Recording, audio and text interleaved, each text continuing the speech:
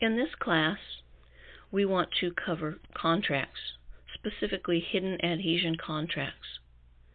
Now, this is critically important because, as we learned in our first class, the structure of the United States, how they stole our freedom, that the United States was structured to harness our energy, steal our energy, and everything is voluntary. So until we know how to avoid these adhesion contracts and also cancel them out, we are clueless as to why our life is going the way it is, why all these burdens are being placed on our shoulders, so to speak. Let's use, for example, the Internal Revenue Service. Every tax that you pay to them in any way is a voluntary tax. Now, you say, how is that? How can that be? Well, let's go back to what we learned in our first class.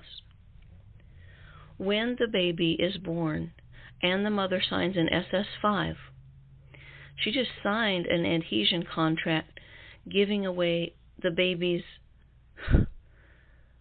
life energy, basically.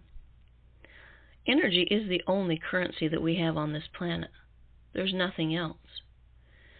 So, if somebody wants to create a currency, they have to convince the people that that currency has value and thus get the people to put their life force energy behind that currency to give it value. Do you understand? This is how they have stolen our life force. Pause just a minute and think about this scenario. If we came on this planet, there were no parasites here trying to take our life force energy.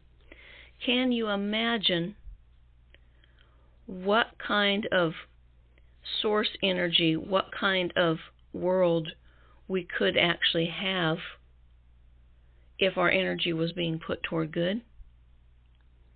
It's quite a thought. So, as far as the adhesion contracts go, what we don't realize is basically everything we put our pen to is a contract with, these people, beings that you had a adhesion from birth. So, what we have developed over the years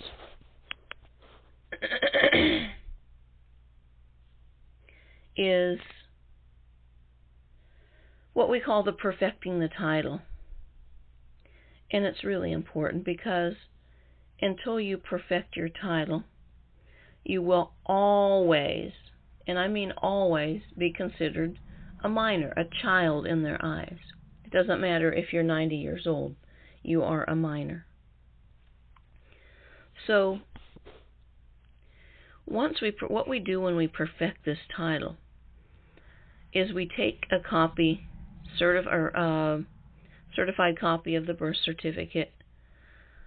In past times, people were able to get it authenticated. That has been very difficult to do recently since they created this pretend COVID scenario. And again, that was all a hidden contract as well. So, when we go back to the birth certificate contract, what they are looking to do, of course, is control your entire life with that contract. Once you become aware of it, you must then move from the age of minority to the age of majority.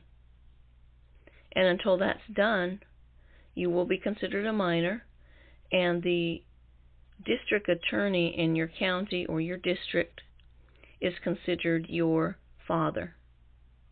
That's who speaks for you in every scenario, every cause that is brought against you. So to perfect the title, we take the certified copy of the birth certificate We sign certain verbiage on the back, turning all the reversionary interest back to the United States Incorporated under House Joint Resolution 192. House Joint Resolution 192 was put in place at the time of the bankruptcy of 1933, stating that all debts now became those of the United States of America. They were responsible for all debts. So what did they do from there? How did they get those back on your shoulders? Well, again, it comes back to the adhesion contracts.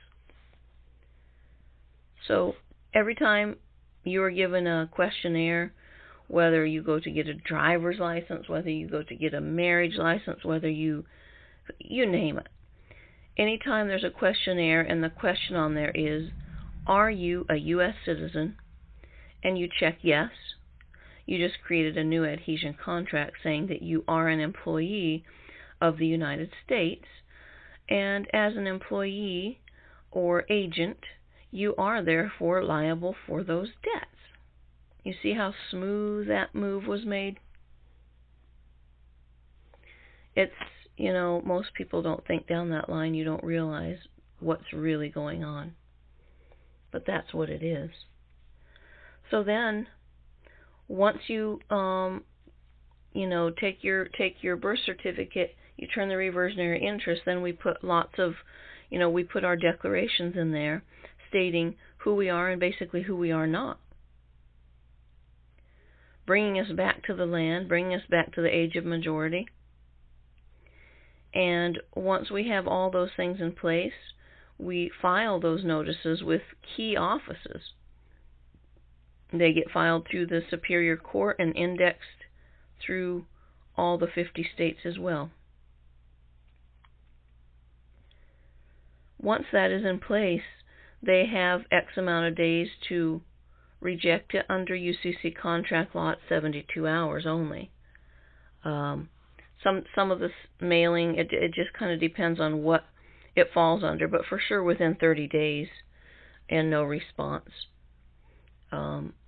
Basically, you have noticed them of your standing. You have corrected your standing. And status is a little different than standing. Of course, status is for the corporate fiction. So you have corrected the status of the corporate fiction, and you have corrected your standing as a living man or woman. So that's very important, especially when you want to move in the private. You no longer want to volunteer all these things and have all these adhesion contracts on your shoulders.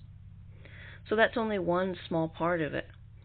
Now, what do we do with adhesion contracts that are in place, all these small ones that are like a web? They are literally like a web that traps us in. And it can be on basically everything. Every purchase you make, on your bank accounts, on your credit cards, on your, you name it. You literally think about any card that you have in your wallet, any Gmail account, I don't care what it is.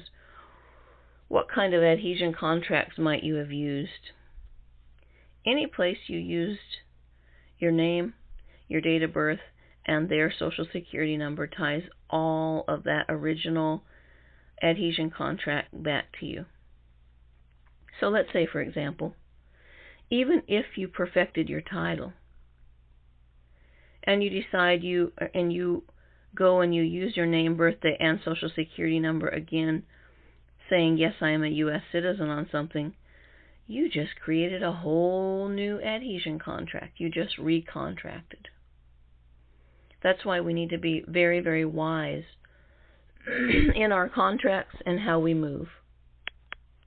Very wise. So when we are wise, what we will do is carefully look at everything. If there's a form or something we must fill out, we will strike out the parts that do not apply to us any longer, and we will correct those with our own pen. For example, if it says I am a U.S. citizen and there's a check box, you strike out U.S. citizen with your pen, and you write American national above the strikeout. It's really simple. You just have to get your mind to think this way.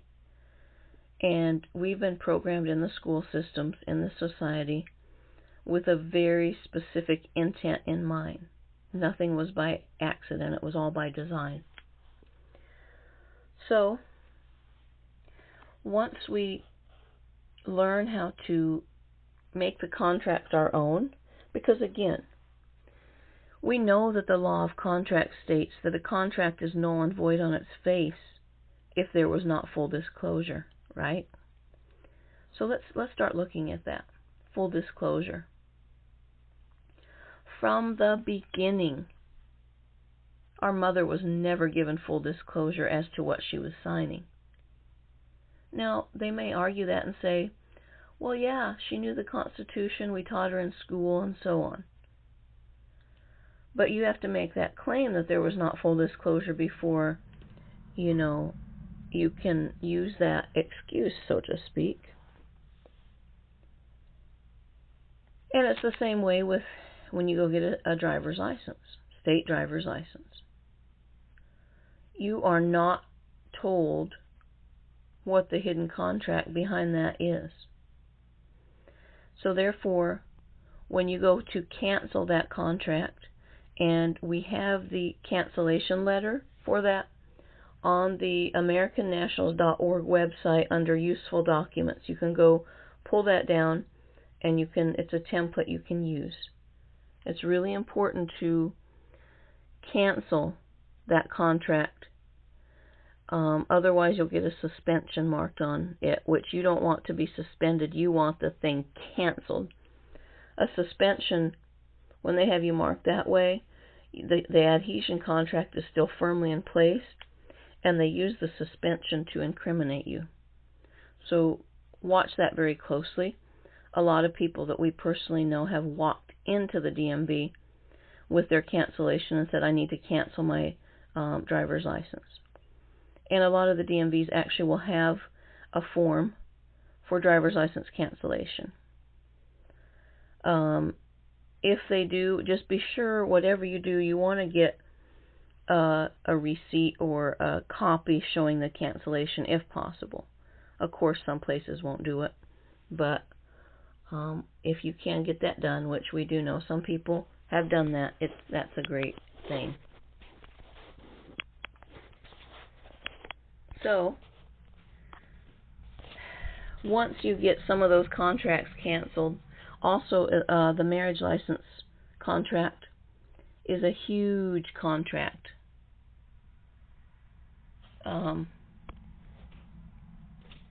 You definitely want to deal with that one. So the marriage license contract falls under what we call the community law. And that law was adopted by all 50 states. I don't remember the year for sure, but the marriage license is a very, very powerful adhesion contract. Now, if you start researching the community law, and then you look in what that actually means, the definition of community in that scenario, it means the corporation. Basically what it states is that when you sign a marriage license, both parties sign, it becomes an adhesion contract with the community, and everything that comes out of that marriage, including lands, homes, children, anything, all the energy that comes out of that marriage belongs to the community. When you look up that word community in Black's Law and so on, it says the corporation. So it's a very strong contract. Now, some of you say, well, I don't need to worry about that, I've got a divorce. Well, guess what? A divorce is a second adhesion contract. It does not release you in any way, shape, or form from the first adhesion contract. It just creates a second contract, or recontract. that even though these two people maybe aren't living together anymore, they individually now still renew that contract with the state, with the community. It's pretty sickening, but that's just the way it is. So, also on AmericanNationals.org, on the Useful Document tabs, there is a marriage cancellation letter as well for getting rid of that adhesion contract. Now that has to be, the contract was created in the Vital Records office of the state you were married in. So you would want to find the head office of the Vital Records to do that. And whether you're divorced or not, you still need to go and cancel that adhesion contract. And honestly, the divorce contract, if you have that, it would be good to include that in that cancellation due to lack of full disclosure of contract. You are not aware, so therefore that contract is null and void on its face because you are saying you are not aware of what was included in that contract. And it's no different if we were to, make an agreement with our neighbor and agree that, we'll barter this and this and this, but you aren't aware of what, let's just say, an item, but you're not aware of, what's included in that item. In the old days, times past, they called it a pig and a poke. It's kind of a funny term, but that was what they actually called it. So, again, adhesion contracts are the most important thing we need to look at. How can we avoid them? All right. So it's kind of like once you want to go private, if you're going to go private, you need to go all the way private. It doesn't work if you have 1 foot in and 1 foot out. That's why we set up the foreign grantor type trust as a humanitarian unincorporated association or a humanitarian entity, because you got to be able to operate in the public. We're living that way right now. The way this system is, you have to be able to operate. So that's where your foreign grantor type trust comes in. The foreign grantor type trust can move, it can contract, it can do all those things without you, the living man, being held liable. The way these trusts are set up, the trustee or agent, which is you, technically, cannot be held liable for the actions of the trust. That's just beautiful. And when we go and we start looking into the structure of how the elite families have done, the elite families have done the same thing. They have set these entities up, as far as we can tell, very similar to this, and they are operating as humanitarian, unincorporated associations, not-for-profit. Nobody knows who's behind them, but they can operate and move in the public while they stay behind the scenes, which is the only way to operate in this system, honestly. So the trust becomes the person. Now remember, the word person simply means an entity. Person never means a living man or woman. It's an entity. So prior to this, you, through the adhesion contracts, were using their person. Their person was moving and had your energy attached to it. After this, you will move from their person to your own person, which is the foreign grantor trust, and you will do everything in that. That's why a lot of people get two different trusts. They will get one in the exact name they want to operate, and they will move that whenever they need to show it, something that looks like their name or the entity person's name. They will use that trust and that EIN. as a private ITIN instead of a Social Security number. Then, as far as, operating in the business world, most people end up, getting a second trust that's in the name of some humanitarian, person, some humanitarian organization. And it works very, very well, because now you have the agent or the trustee of the, let's just say, for example, let's just give you an example. Let's just say Golden Eagle Humanitarian is what you're going to offer. You're going to operate as, excuse me. So you're going to operate as that in the public. All your Amazon accounts, your Walmart tax-exempt accounts, your everything online is going to be Golden Eagle Humanitarian. And every form, now this is very, very important. Listen carefully here. Every form that you fill out online, let's just say you're going online and you're going to set up a Walmart tax-exempt account. When it says first name, you put Golden. Second name, Eagle Humanitarian. Always, always, always do that. And even down to the nitty-gritties when you're going to rent a hotel. Do not put your name unless you're using the trust name. If you have your name in a trust, you can use that. It works. However, for the most privacy, you use your Golden Eagle Humanitarian.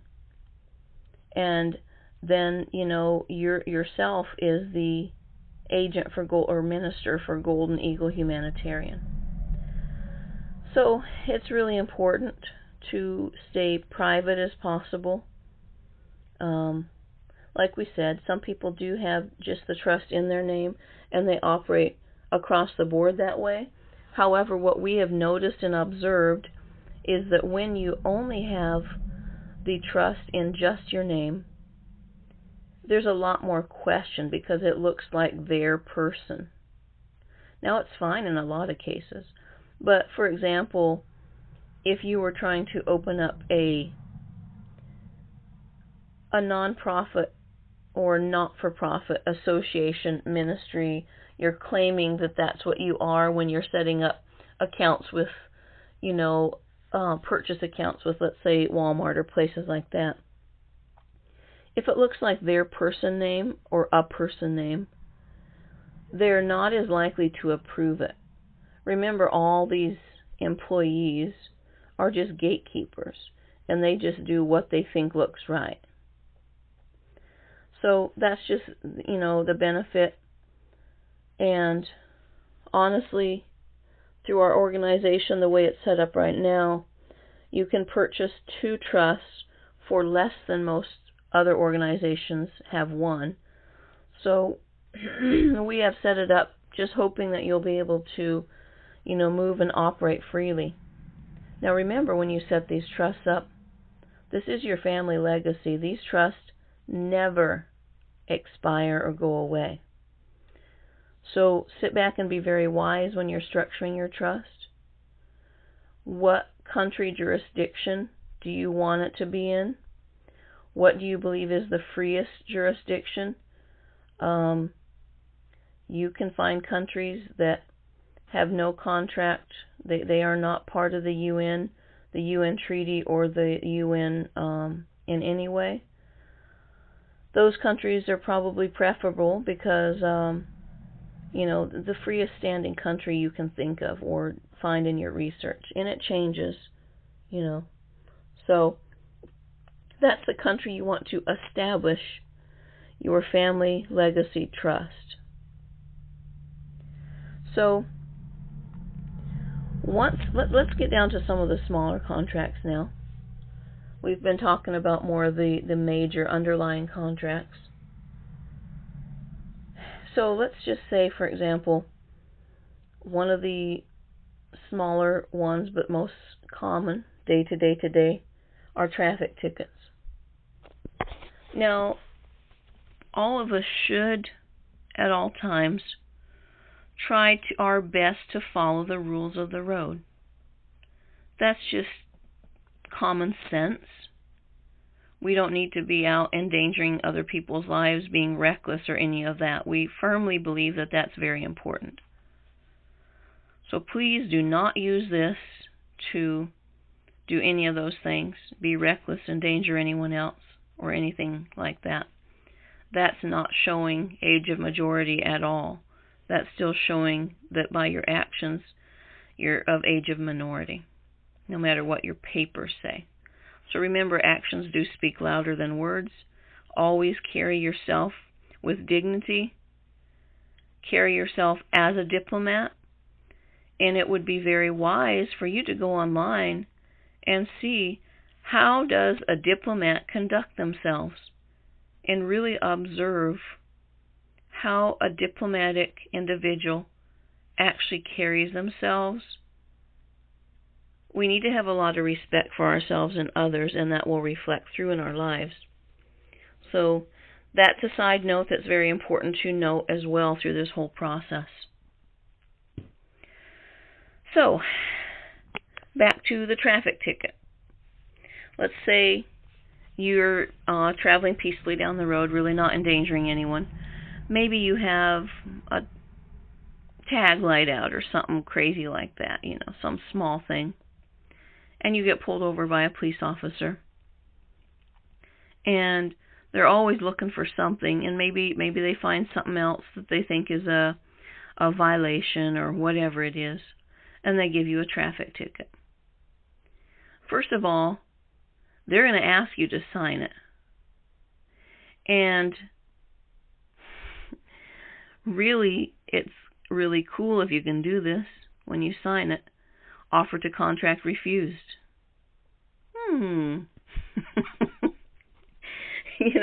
And when you sign it, you can scrawl it. You don't have to, and the officer may or may not notice it. But right there, the signature part is your agreement or disagreement with their contract. So think very wisely as to what you can put in that signature line. Definitely don't put a name, right? So one thing that's really important in this one is all traffic tickets fall under the UCC contract law, which states that you have 72 hours to refuse that contract, rebut it, whatever you want to call it. So if you get a traffic ticket because you were, not paying attention, or because there was something, like a light or something like that, you're going to want to take that traffic ticket, and you're going to want to make copies of it for yourself first. You're going to want to take a red marker and write on an angle across the front from corner to corner, "This offer to contract has been refused." So do it on front and back, and you want to mail it back, certified mail with a return receipt, to the police station, and a copy to the district attorney. Remember, the district attorney is the head of everything. Send a copy of it back to them before 72 hours is up. Get it in the mail immediately as soon as you get home or get to where you're going. Take a red marker, write it across the face, and refuse it. So that's an easy way to kind of deal with that. Of course, they set a court date and everything, but when you let that district attorney know ahead of time, hey, this is refused, and like I said, be sure that you have it in immediately. The same day you get it, mail it in. It doesn't have to be complicated. Just right across the face of it. Yeah, that's basically how you're going to deal with a traffic ticket. That's one of the smaller adhesion contracts. And like we said before, just try to avoid them altogether. Some people say, well, I'm going to have a baby. What am I going to do? My baby has to be able to survive in this society. Absolutely, yes, the baby does. And that's why we don't want to contract with them in the beginning. Now, this is a huge issue because, number one, they have taken the mothers out of their natural setting, that we have been in for hundreds and hundreds of years, in our homes where we had midwives and people come to our homes, and we birthed our babies in our own safe space where our body was immune to all the diseases and germs. Our body was immune to whatever was there. They have convinced us by fear to go to a very unsafe place, a foreign spot where there's millions of germs that we cannot be immune to. It's a totally foreign vibration to what we're used to. And they've convinced us to go there to birth our children. Now, if you really step back and you look at this whole scenario, the whole reason that they wanted us there was so they could claim the child's energy in an adhesion contract from the beginning. They were having a hard time when those mothers were in their own space at their own homes, recording the baby in the family Bible when it was born. The family Bible is the most powerful court document you can ever have on a child's birth. It can also be recorded in a local county newspaper in the legal section, and that becomes law. You state that child was born on the land known as, you put your ad in there. Very important. Can be used down the road for whatever the child needs. So, that's a big issue for most people, because women have to get over their fear. They treat childbirth as an illness rather than a naturally occurring part of nature, part of bringing forth new life, totally natural. So that's one that people have to take responsibility for themselves. Again, when you sign in to a hospital, the adhesion contracts are of such that if you don't do what they say with that child as it's being born or in your labor, they can call the police on you. And we know scenarios where that's happened. So, again, it can be extremely scary for some people because of the fear that's been planted in us for hundreds of years already. So that's another thing that we all need to look into. ANPC International does issue live-born records for new babies, even for adults that want to switch from using the state-owned birth certificate for a different entity to a live-born record for their living man. We also do that. We've had a lot of members using them for multiple things. So in a nutshell, that is about contracts, adhesion contracts, how to void them or cancel them, and how to avoid them. Now, like we said, it's like a web of deceit. And there's all kinds of little ones. But if you can use this as an outline, a basis for every other contract, and do not fill something out without going into it with your eyes wide open. This is critically important for our freedom. So that's what we have to say on this class, and we will be addressing in our next class how we can move into trust and how we can operate with the trust in all the different ways to avoid adhesion contracts with their person.